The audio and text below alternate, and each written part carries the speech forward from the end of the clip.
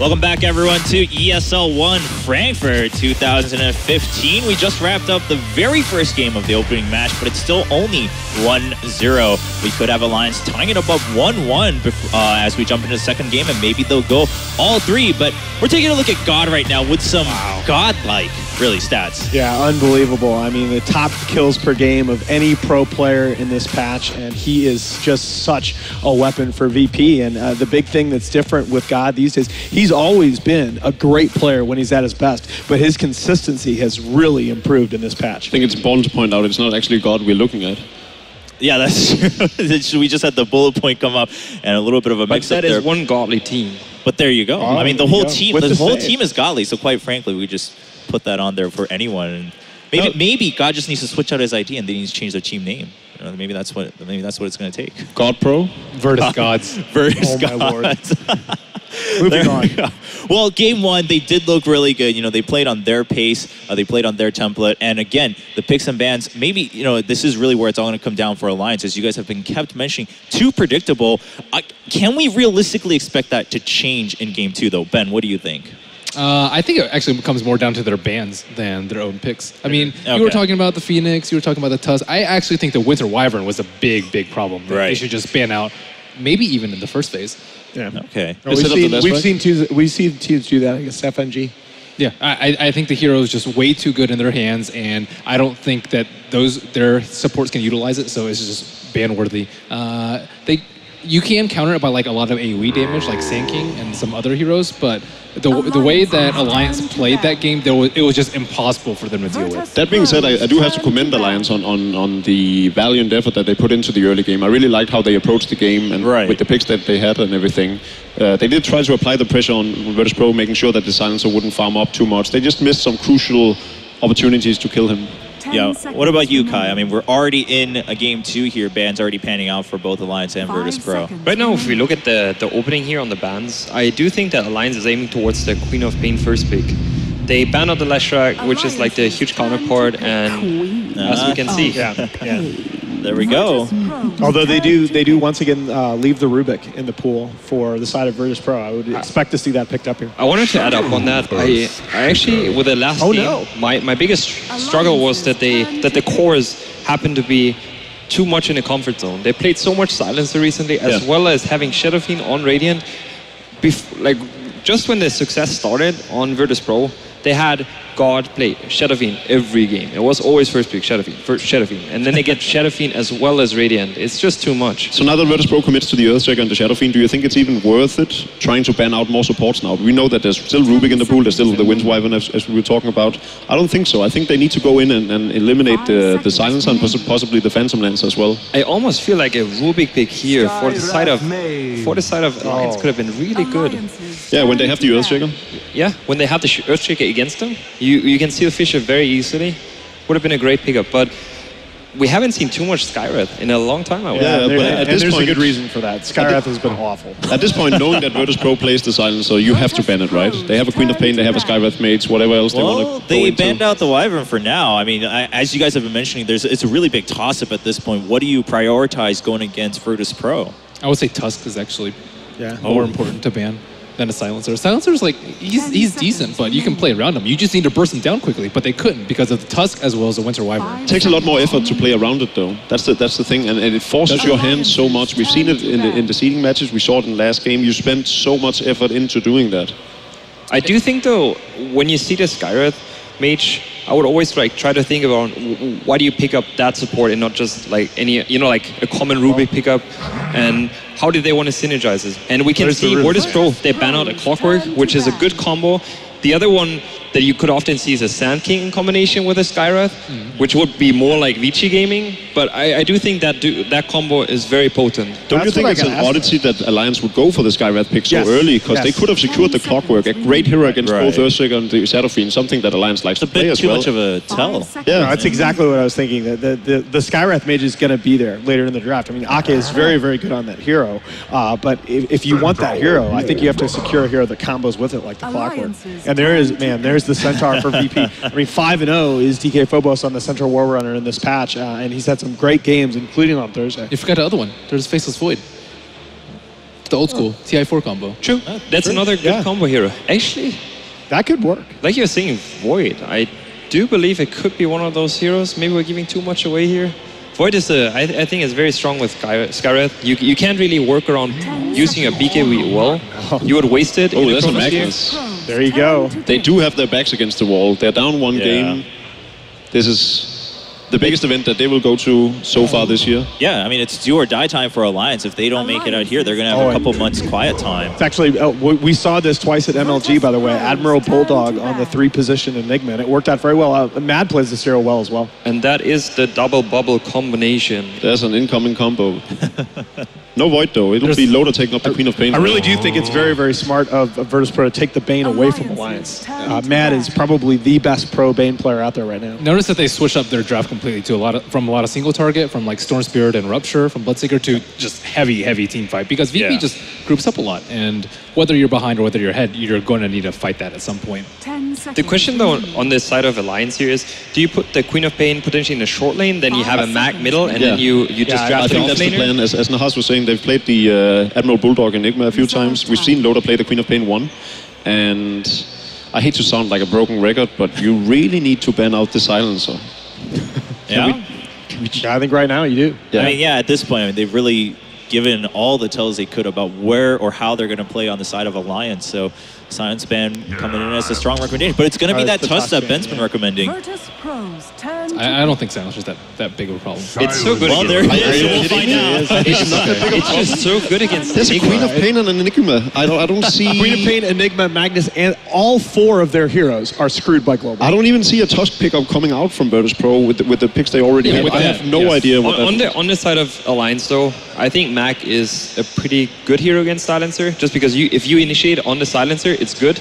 Because no matter if you have a BKB or not, you can't stop the RP. But that's what Jacob's been saying, though, right? It's that big if. If you do that, yeah, sure, you can shut down the Silencer, but why bother with that trouble if you can just take him out of the game? I mean, if he's that godly that he can global before the RP hits, then... I will say I do think this is a better draft out of Alliance than the last game. If you look at in the last game, just how perfectly they had to execute, how much they had to give up to win a fight. I mean, that fight that we showed that they won, they had to give away 2 heroes at the beginning to set that up. I think this is a lot more even. What do you guys think? I think it's definitely better. I just think that Silencer last pick can be... It's so crucial that they leave it in the pool. Enigma is going to have such a hard time to get a good black. I mean, another important thing to point out here is that they could have played a 4 Enigma and just have the Tusker for themselves. You know, that wouldn't have made things too bad either. Okay, well, it's already all set and done for Virtus.Pro, so we're just waiting on that last pick for Alliance, but the focus right now for all of us seems to be on that Silencer. We'll have to wait until the game kicks off to see what impact that really has. It was a pretty decent one in game 1. There we go, and as Ben brought up. That is the good pickup to do right there. Do the Queen of Pain on the mid lane, the Mag on the off lane, and play the Enigma on the 4 roll instead. That's definitely the go-to pickup. All right, well... What stands...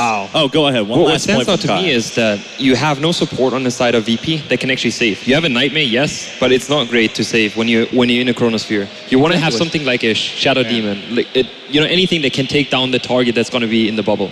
All right, well, that's it for picks and bans. Game number 2, Alliance looking a little bit better, but is it enough to tie it up 1-1? We'll find out as our casters take it away on stage.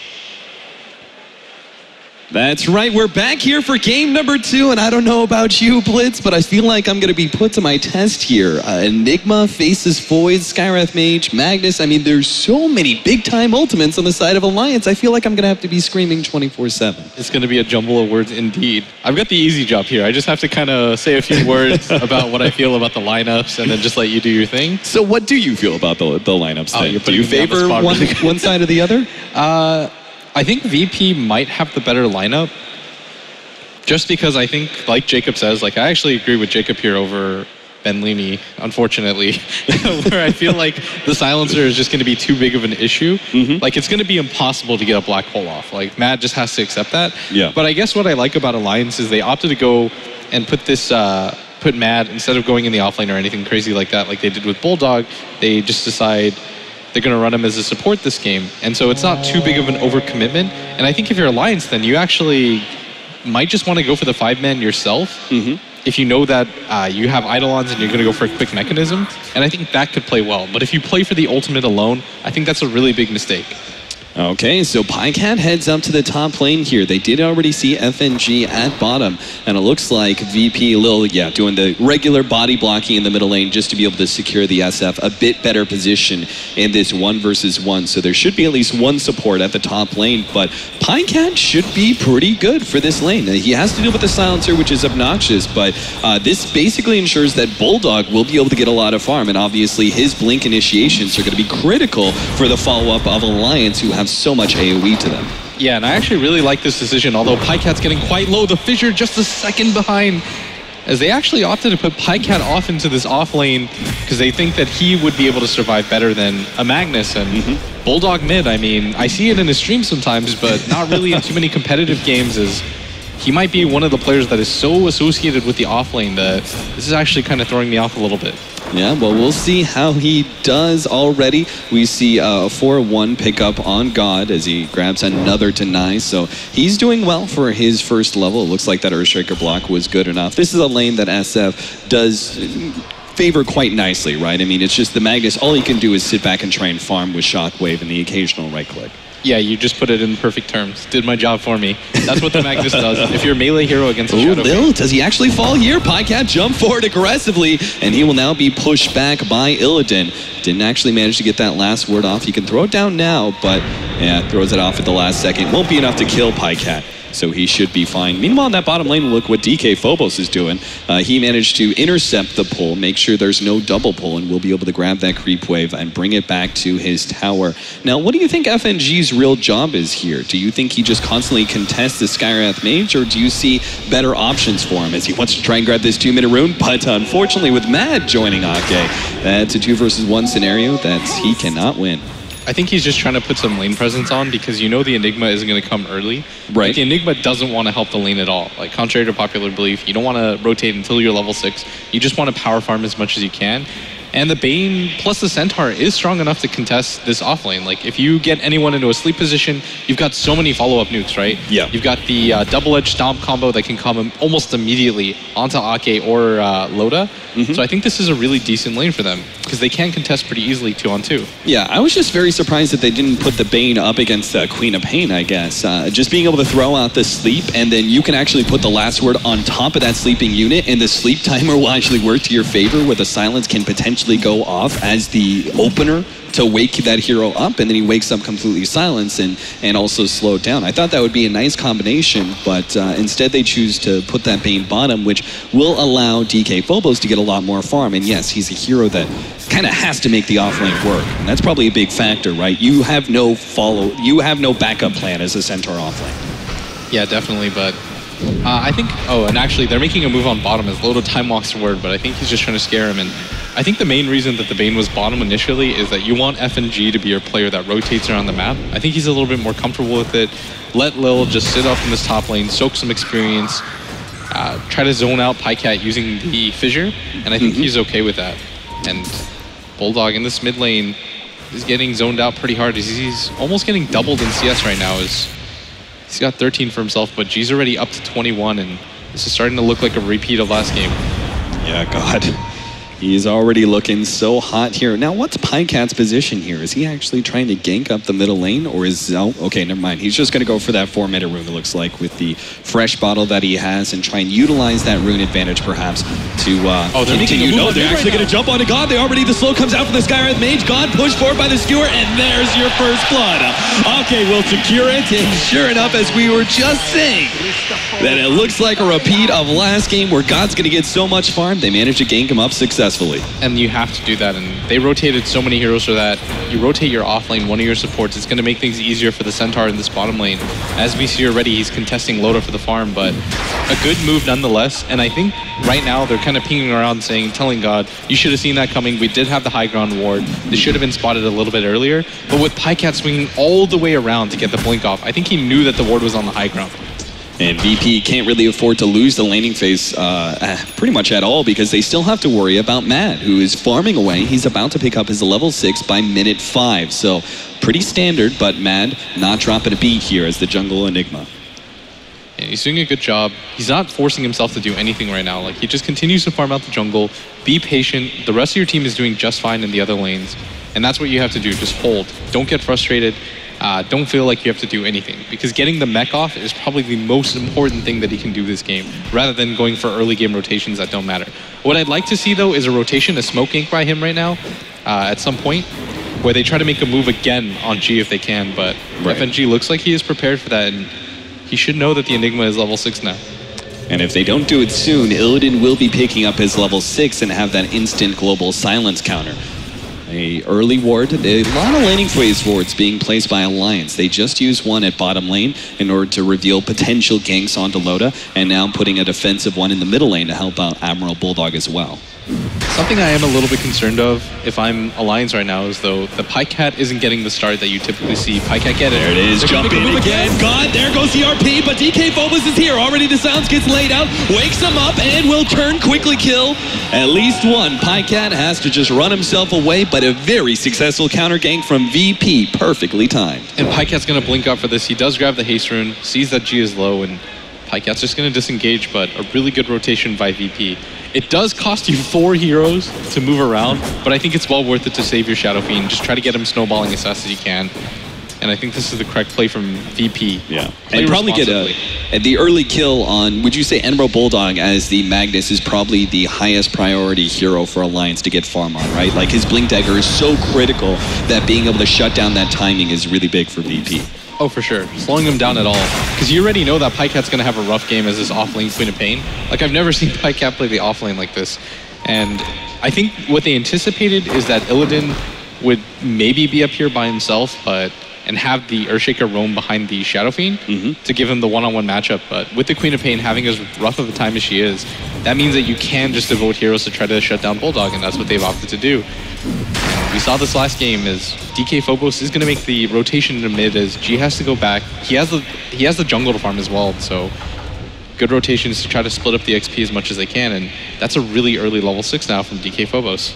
Yep, so with that ultimate as well as the global silence coming into play, we actually have 2 different big-time saving globals that can potentially disrupt any sort of gank from Alliance. Now, you can see right now they are looking for that gank on middle. God already slowed down. Here comes the double slows, but there goes that Centaur ultimate we were talking about. A perfect way to deal with slows. FNG going to be caught on the side, though. DK Phobos biding his time, waiting for his initiation. FNG gets brought quite low. There goes the Fisher. Pycat double stun up. They still have the black hole, though, and that's going to hold DK Phobos. Silence goes out, and no kill just yet. Pycat pops his haste rune, but won't be able to find an opening anywhere on the side of VP. So a team fight where you see perfect play and counterplay between the two of them. But Admiral Bulldog skewer up to the trees. Does get slept up, but are they really going to try and be that aggressive? Yeah, they don't want to go onto the Lion side of the map, so they back themselves away and call it even. That's actually a little bit surprising because with that ward, they should know that nobody from Alliance was ready for that. Like, Ake's not going to rotate in to help him, so I think that might have been a free kill on Bulldog, but they just went for the absolute safe play. And that's okay, too, because you're still farming up your silencer. He didn't have to participate in that fight at all, aside from just casting his global. So you hold the line if you're VP. And you did force the black hole out, so G should feel really safe now. Now, for those of you guys who are wondering, it's tied up 1-1, but who's actually winning the farm battle? If you take a look at the net worth, it's slightly favoring Alliance, and that all comes down to the power of a free farming Enigma, who really hasn't had to spend too much time rotating around and looking for those kills. It's pretty much only twice now that he's gotten himself away from farming. Yeah, and at the same time, Loda has just been free farming in this bottom lane and doing a good job of it, slightly out farming the silencer at the same time, and is this Midas or Mjolnir? What is he holding on to so much gold? It looks like he just picked something up.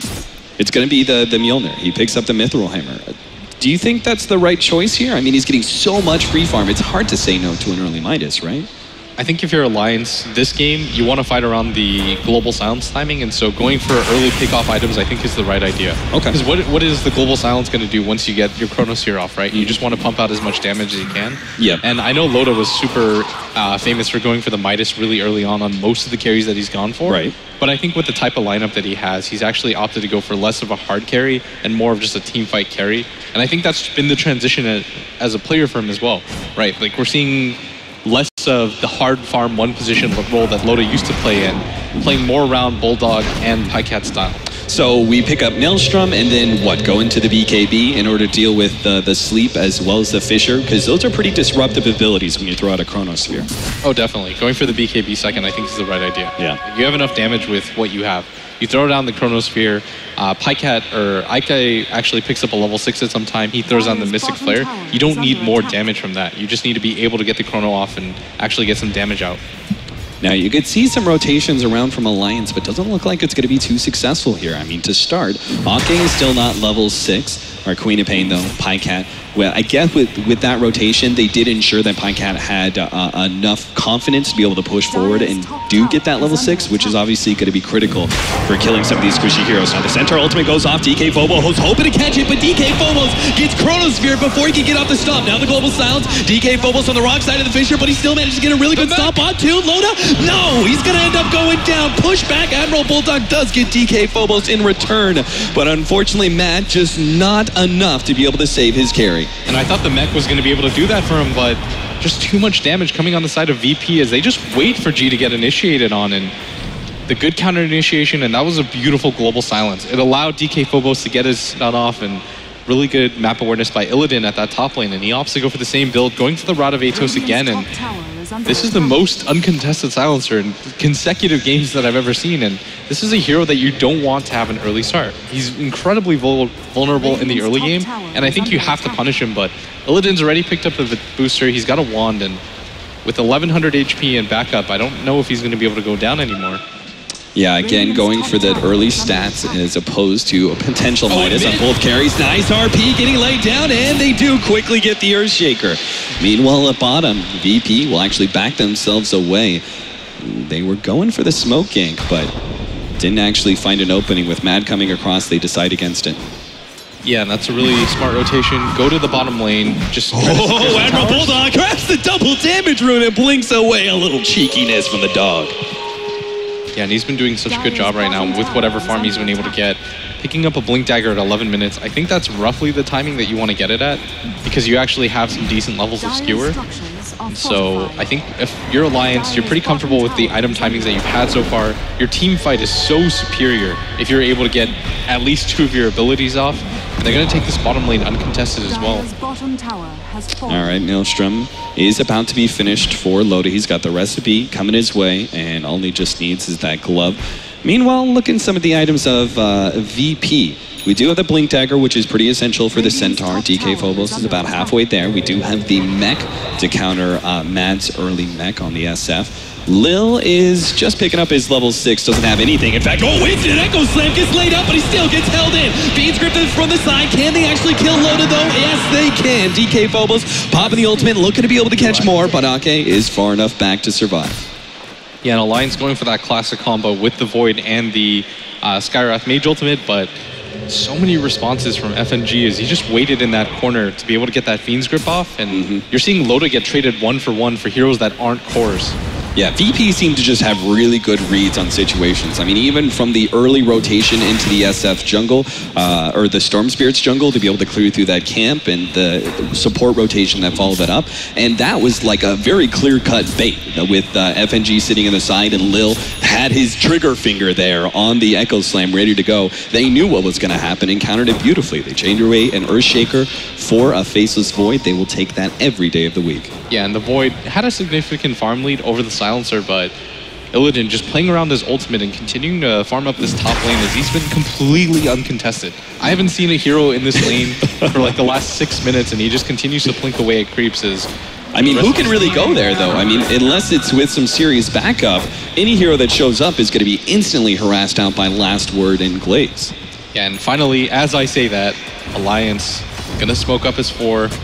Loda showing himself, and this is the first time they've seen him. And FNG does place a ward down, and he's going to walk directly to the left. This is such a smart play by him as he creates a sandwich, and Illidan needs to walk up half a second early, and Ake gets spotted.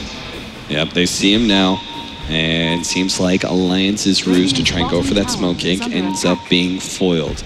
The rest of VP Well, they're going to try and push out middle lane. Look at that. DK Phobos almost has that Blink Dagger. This amount of space could be just enough time. They're actually going to try and go on low. The Global Silence going out. And Alliance don't actually have a response to this one. With the Silence being laid out, now DK Phobos right through the middle. Slows down a couple, still Silence up though. Mad hits the ultimate. He's going to be able to get RP. Can he get more? Black Hole on 2. They're going to be able to lock him down. Lil goes for the Echo Slam to stop this one, but can't quite get it. God does manage to finish up. Bulldog bounces up away, and Alliance get wiped. VP do not drop a single hero despite the number of big ultimates. And that's such a ballsy play by them. They knew Alliance was up there as spy. They see Loda isolated. They know they're in the jungle. They immediately go for the double ult play on the Loda. Alliance have 0 follow-up for that. VP follow-up with the team wipe, and I mean, I just can't speak enough about what FNG's been able to do with just levels. 0 farm on that hero, but is able to make so much happen with this Fiend's Grip, and Illidan with that Global Silence follow-up as well. And VP just looks so smooth. They absolutely do, and now with several items being picked up, or about to be picked up, we got the Blink on DK Phobos. Illidan already has that Rod of Atos. We've got an SF who's going to start building into the classic Mech BKB combination. Things are looking good for Virtus.Pro, particularly if they can finish up this next round of item and go for some fights, start taking away some of the map control of Alliance.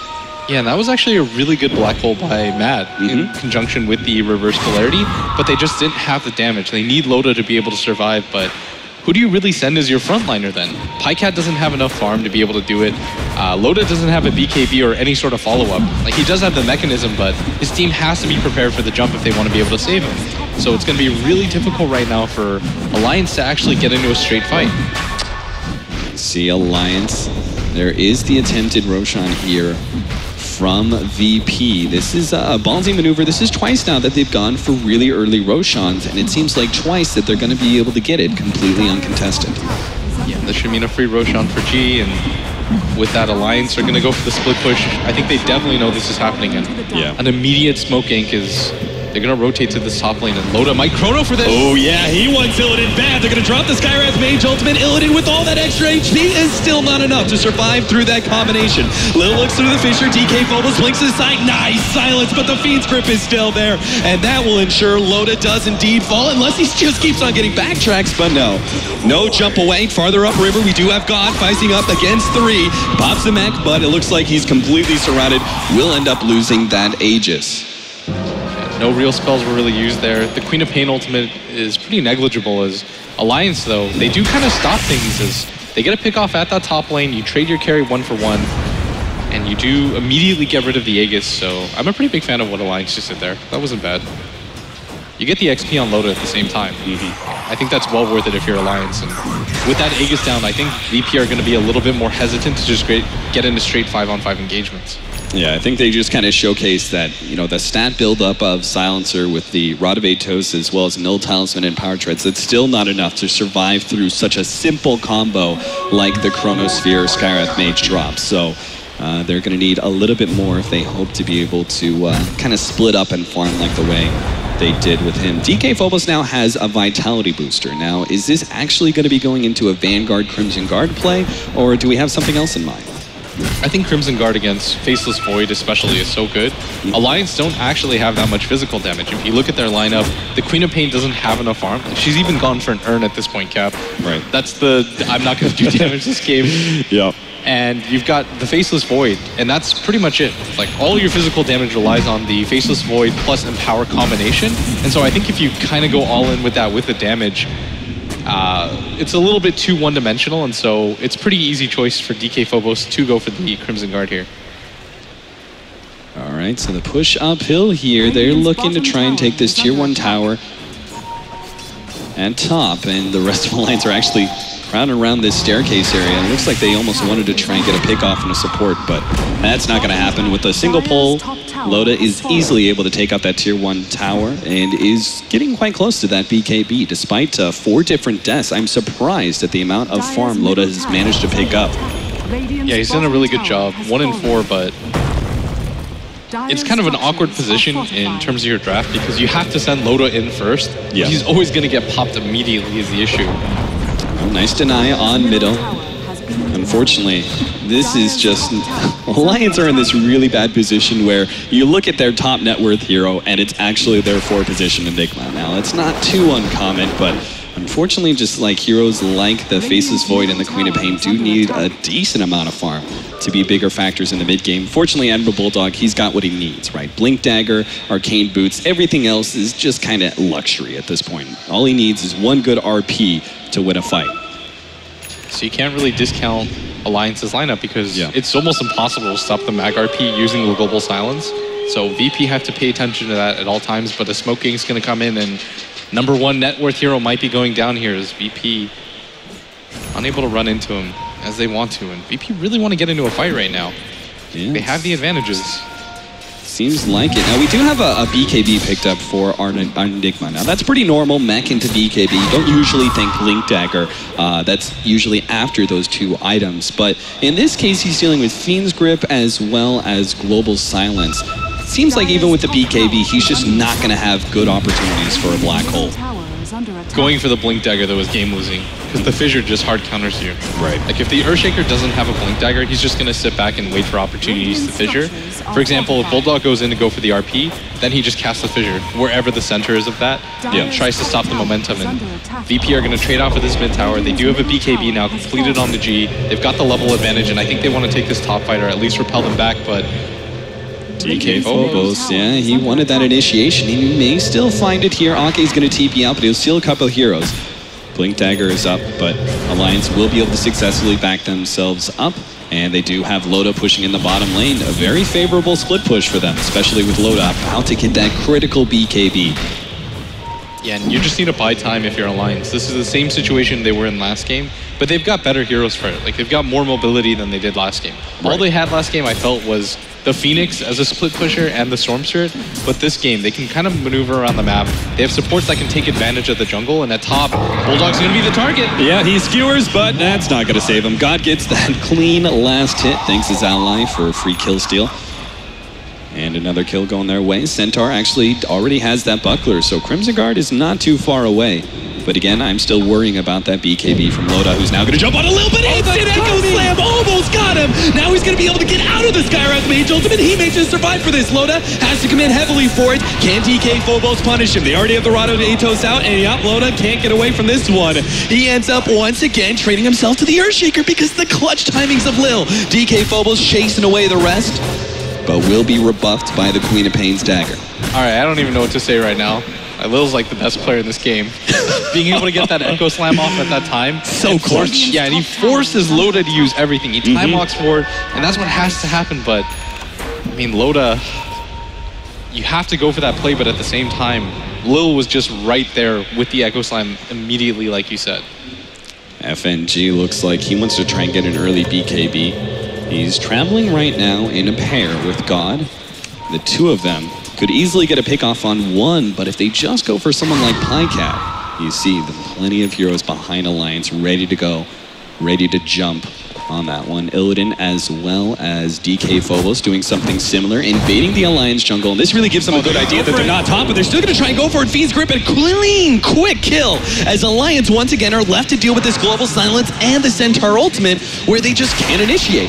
They get up there, but they're still silenced. They can't pop any of their disables, and then VP just go ahead and use the Centaur Ultimate as well to get those two heroes out. It's the same exact read, I think. I think they absolutely knew Alliance was behind Pycat, but there was no way for them to stop it without their BKBs. Oh, that was a pretty obvious bait, especially with the way that Pycat was playing off of the creeps. Typically, you'll see, if you're really afraid, you'll play behind the creeps at all times. Yeah. But as soon as the creep wave was about to die, Pycat sends himself a little bit forward to try to scout ahead for enemies and tell his teammates, okay, we can go on this. And Alliance are just being outmaneuvered, though, every single time. We saw that combination at top around the 13-minute mark where they went for it on Loda, and they do the same thing to Pycat. Now, this does mean Alliance do have a serious advantage with the Global Silence down, as well as Fiend's Grip. God, there's the RP on the God. DK Phobos couldn't get the stun in time. God now going to be locked in by that Chronosphere. Fissure stalls him up a little bit longer. God is surviving for quite a long time. He's able to pop his own BKB. Loda's still looking for those right clicks. He's committing heavily for this one, but now has to turn for Lil as God manages to pop out his ultimate on just 70 HP. Can he TP out in time? Oh no, the ultimate Skywrath Mage snaps him. Admiral Bulldog tries to go for the Fissure, but can't quite get it. Ake will manage to eliminate one. Black Hole onto two. Both Lil, there's a nice Queen of Pain ultimate as well, but it's just not enough to finish anybody. VP survived through it. They lost God, but managed to pick up two others, and that's it. And they simply just don't have enough damage, is the thing, is that Loda goes all in for that Shadow Fiend, unable to bring him down. He's got the BKB and the mech. A really good heads-up play by Ake, throwing down that ultimate, seeing that the Shadow Fiend went for the TP, but they just simply don't have the damage on anybody aside from Loda right now. And Illidan, is this what I think it is? Early refresher pickup for him against this Wombo combo lineup. Highcat just working his way through. He's trying to kite Illidan around as much as possible, but DK Fobo says no. You want some, dog? Come get some. Illidan managed to take that kill and backs himself up to the jungle to continue to farm.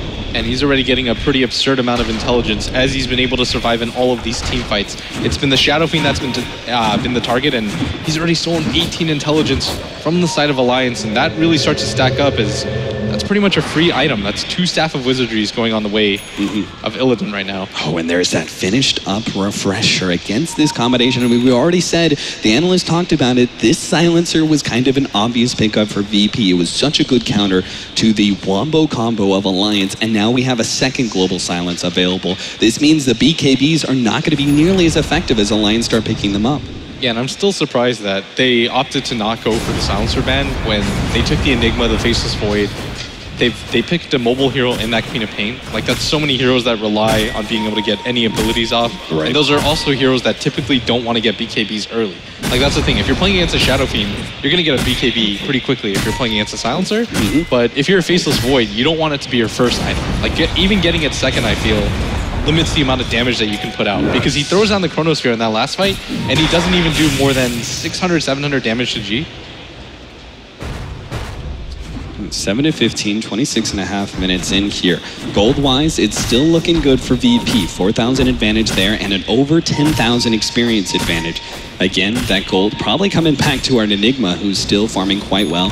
Loda's actually doing okay too. I mean, for 5 different deaths and not actually managing to pick up any of these kills, I'm still impressed with the way that Loda is keeping, you know, just a little behind VP's farm. Oh, Alliance are going to go for the smoke ink as this could be big. VP are smoked as well, and they don't know whether the Rosh attempt is going on. They're going to send the Eidolon in. G's going to hit it, and this should signify... Oh, but the stomp on 2! Echo Sand to follow up, and there's already 2 down with Loda caught inside the Fiend's grip as well. Man managed to survive. There goes the second global, and Loda just can't get himself away. Backtrack.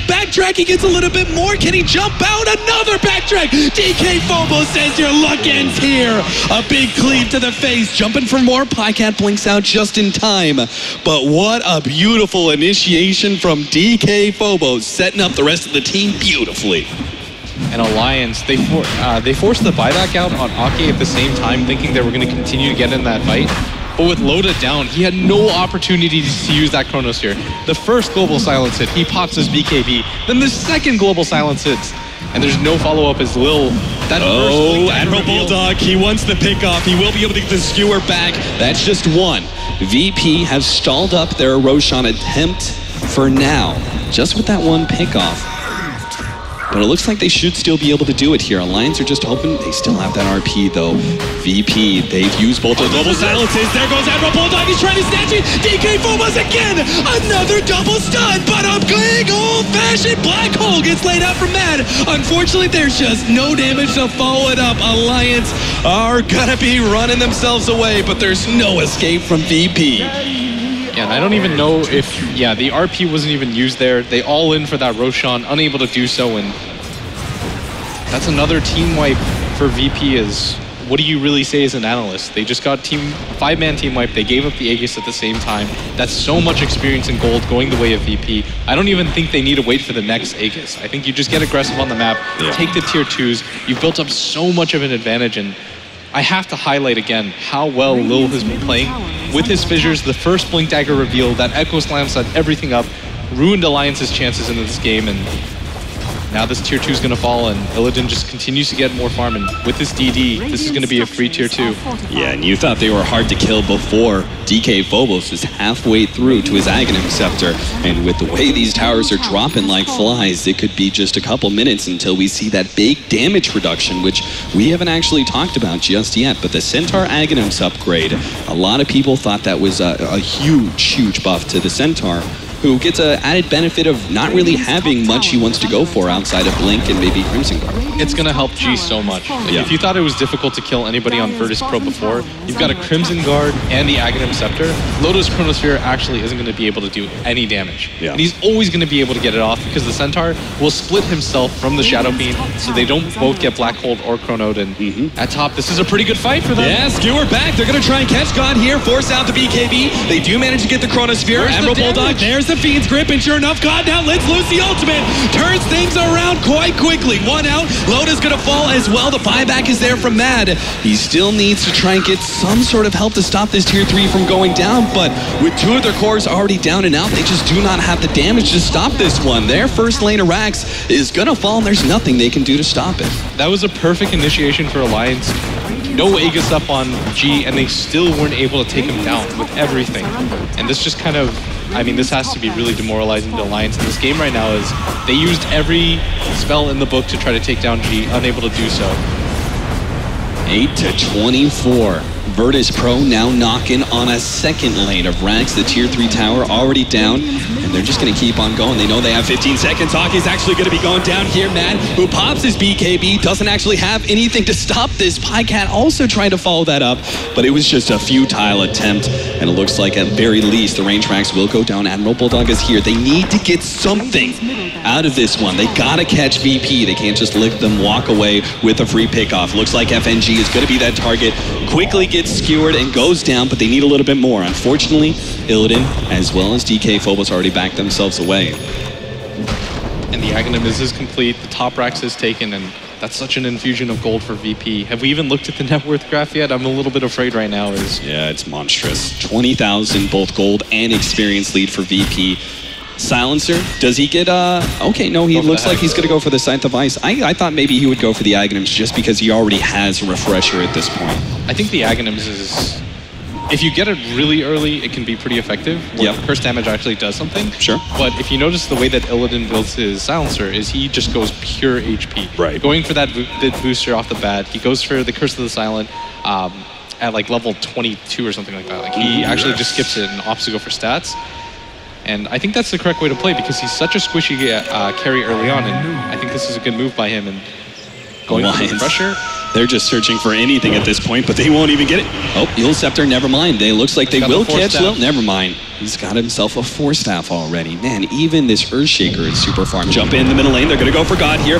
They're dropping that Skywrath Mage ultimate, but there's the damage reduction. They still can't kill. RP, though, managed to catch 3. Big play from Bulldog with the black hole on top of it, but a Fisher to intercept. Admiral Bulldog now getting locked down by TK Phobos while Loda looking to beat through these supports. A big Echo Slam. Lil might just turn this fight yet. Loda dropping low. Illidan managed to pick up that kill, and again, Alliance. They're getting so close, and yet every single time there's a response from Lil to shut things down. And that was such a huge... Oh my god, he even stops Pycat. He gets him with the Fisher. Pycat's going to be forced to blink away. There's no follow-up from VP, but this guy just doesn't stop. Stops the black hole, gets a big Echo Slam. Lil, where does this game end, man? And you might actually find him as DK Phobos is on the hunt, but Pycat senses danger, just continues to blink out, and he should be okay for this, even using DK Phobos into the air, but he's the only one alive as VP are making their charge down the mid lane as 4 heroes are prepared. They may just be able to get this melee Rax real quickly and back themselves away before Faceless Void is up. They're going to go for it. They know the Chronosphere is down. Oh, that's true. It's down for another 40 seconds as well. So even if they do, they have no RP, they have no Chronosphere, they really have no catching mechanisms against VP. So even if they were up, it's questionable whether Alliance can actually take that fight in the first place. So sure enough, VP get the melee Rax, back themselves away. Now all that's left is that bottom lane where the tier 2 is already below 200 HP. And they can even just wait out the next Roshan if they really wanted to. You know how you know you're hurting for damage cap? How's that? Oh, Self-Fuel Scepter to be able to dodge that one. Pycat's not going to get away from the Enchant Totem. Oh, blinks out just in time. DK Phobos still wants to run him down, though. Skewer away. Nice save from Emerald Bulldog. Pycat still looking to get out, gets left up. Now the ultimate getting dropped into Skywrath Mage. Pycat, Fiend's Grip will end up going down. DK Phobos, what a play, but Loda comes in with a 2-man Chronosphere. Maybe they can still get this one. Illidan's going to be the target. What a bash. They take him out. VP just lose their first fight of all game. I was gonna say the Faceless Void went for the 34-minute Wraith Band, and maybe that's what was that enabled him to go for the extra damages. I think Loda realized the dire straits they're in, but a beautiful team fight as DK Phobos. They sense the advantage. They decide to go on Pycat, way overcommitting for that, and the Refresher was even popped, unable to take down Pycat. As a beautiful bait by him, and Alliance with the response, and things aren't quite over yet as they still have one more Rax to play with. Still, though, you glance back at both God and Illidan sitting at 17K with even the Centaur ahead of our Faceless Void. It is a big mountain to climb if Alliance want to get back into this game. We've got a Shadow V now, who just casually gets himself an Alpha Wolf. I'm sure he's going to be looking at Satanic later on into the game. Where do you go with our Centaur now? Do you just get some sort of like late game disable? You try and go for a Scythe of Ice, or you know, one of those later items like Lotus Orb to try and help out your allies? Or where do you go after Axe? I think Assault Curse is a really good idea right now. Just pump up the SF as much as you can. It looks like he's going to go opt for the utility build anyways.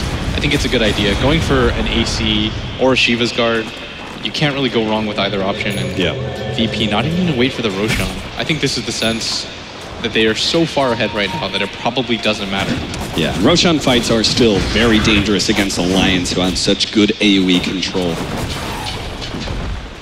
They don't have to go for this, though, as there's only one Rax left for them to go for, and if they won one team fight, I don't think Alliance have the farm necessary to contest. So, of course they're going to wait for the Roshan. Why would you not? Why would you just all in for that? Yeah, too dangerous of a play, and it's going to be up here in just 2 minutes' time. Oh, what a pickup by Lil. Damn, that Ethereal Blade, that's going to be a huge saving factor against the Faceless Void. I actually thought we were going to see, you mentioned the AC, and I think that's an excellent pickup. I actually think maybe Illidan goes for it. We've seen Silencers rock the Assault Cuirass before, and he's primarily worried against, like Faceless Void, if you jump in, who are you really gunning for? If you can get anybody in the Chronosphere, who's your first target in damage? Is it God? Is it Illidan? Do you try and get one of the supports in the back since they're easier kills? I think you have to burst down Illidan as fast as you can. For how much HP he has versus how much damage he puts out and the utility that he brings, he's got the Global Silence, he's got a Scythe of Ice. Right. You have to take him down, and he's only got 2100 HP. Like, that's manageable for Alliance. Yeah. And he doesn't have a BKB either, and so with those two things in mind, I think if you're Loda, you're looking for that back line to get that ward. There goes the RP with the instant Scythe of Ice. Emerald Bulldog, this was not the fight he wanted, or maybe not. Chronosphere onto 2, they go straight for Illidan, but he's just not taking any damage. The damage reduction out from the Centaur is keeping him alive. Mad actually pops the black hole. It instantly stops, and GG, well played. Alliance knew it all came down to just one attempted team fight in order to move on to the next stage. Unfortunately, though, they didn't get that team fight, and Virtus.Pro taking it in an incredibly clean 2-0. Yeah, they just worked on their teamwork. They improved upon the last game where I felt like they were a little bit too impatient. Sure. But this game, it was all Virtus.Pro. The setups, what we saw with FNG at that bottom lane, at that top lane as well, when they set up for Loda, like that was a 5-man smoking. There were 4 into the jungle, and they still went for the kill on Loda. And from there on out, I just felt like Alliance, they didn't really have too many options after that. Yeah, it really feels like Virtus.Pro are only getting better as we saw them, do very well in the seeding matches, obviously taking first place in order to choose their opponent Alliance, and then getting an excellent first game, and I feel almost near perfect play in that second game, especially by Lil. But we have to pass it over to our analyst, but first we're actually going to have a commercial break. So stay tuned, guys, commercial break, and then we'll be back.